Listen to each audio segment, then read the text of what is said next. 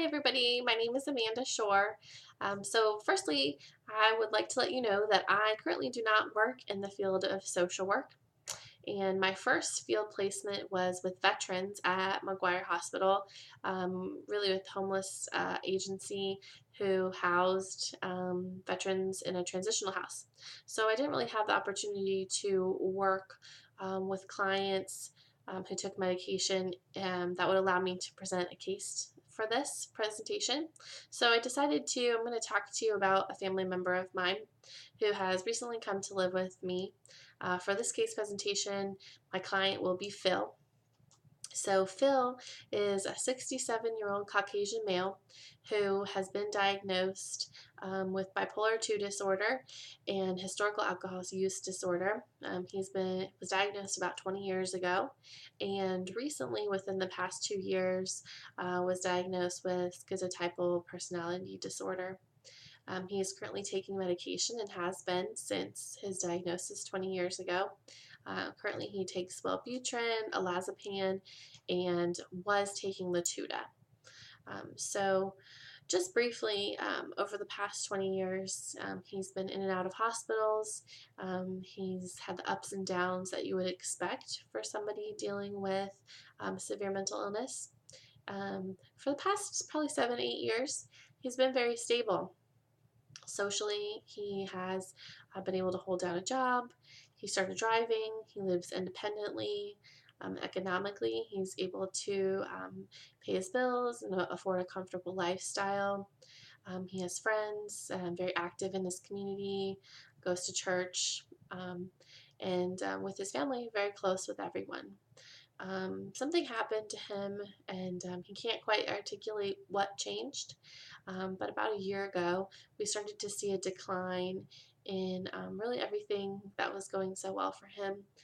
He decided to stop working. He stopped driving. Really lost the ability to take care of himself because emotionally was experiencing severe depression and would go on the roller coaster and start experience a manic episode. And that's about the time when the schizophrenic episodes started as well, experiencing hallucinations, delusions. Um, Voices were telling him to do aggressive things, act out, be destructive as well, almost violent in some situations. So after going in and out of the hospital for the past 6 months, my family decided that he needed a change of environment and really didn't know what else to do. So he has come to live with me and my family, where we can try to reach out to a new community of supports and help you in a new environment and try to see if we can do some things to help him to change. So this course really came at the perfect time for me. So I feel like I've done a couple of things really well since he has come to stay with us. And the first one would be an advocate, not so much for him, but with the family, advocating for supports that I know are available, advocating for him to receive different types of care, really being a liaison between him and my family members to really reach out and describe everything that's going on for him. Which brings me to my second thing. I think I've really become a good educator as well, mostly for the family again. Um, Describing to them, I think probably for the first time in his 20-year journey, what exactly is going on inside his brain, being able to utilize the information in the class about the neurotransmitters and the processes of medication and how it works inside the body.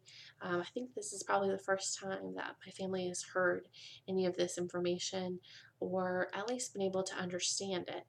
I think I've also become an educator about the process of problem solving and what that really looks like.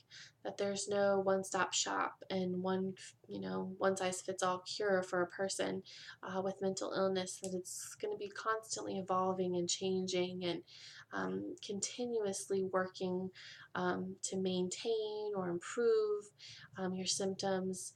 So educating them on what that looks like so they can really understand and empathize with where Phil is in his life.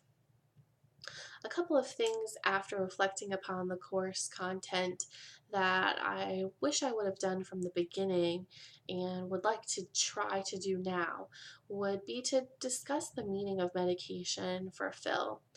He's been medicated for almost 20 years, and I'm not really sure if he knows himself what the meaning of the medication is for him, how it makes him feel, how it doesn't make him feel, if it's just been so long and it's part of who he is.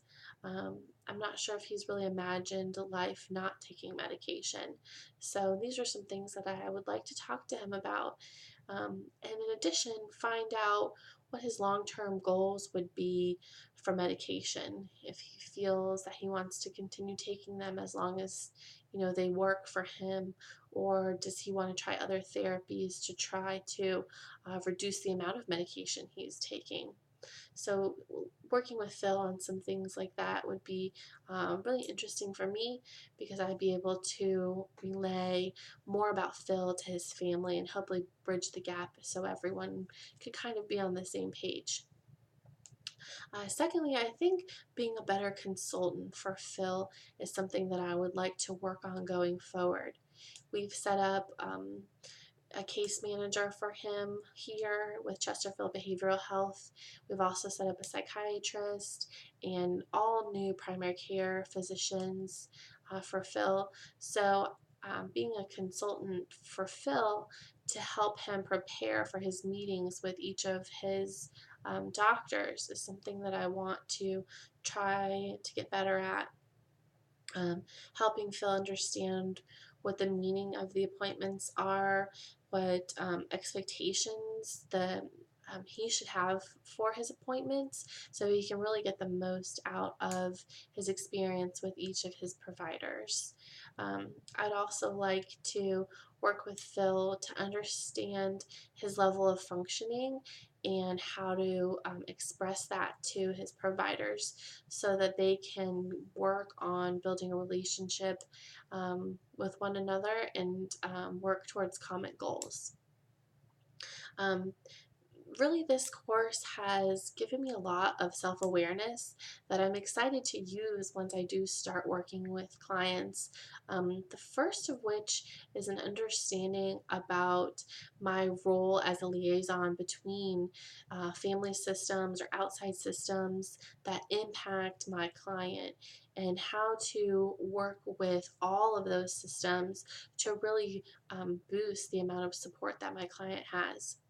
I also really was impacted by the referral process and what that could look like when you collaborate with all of the providers that a client is seeing.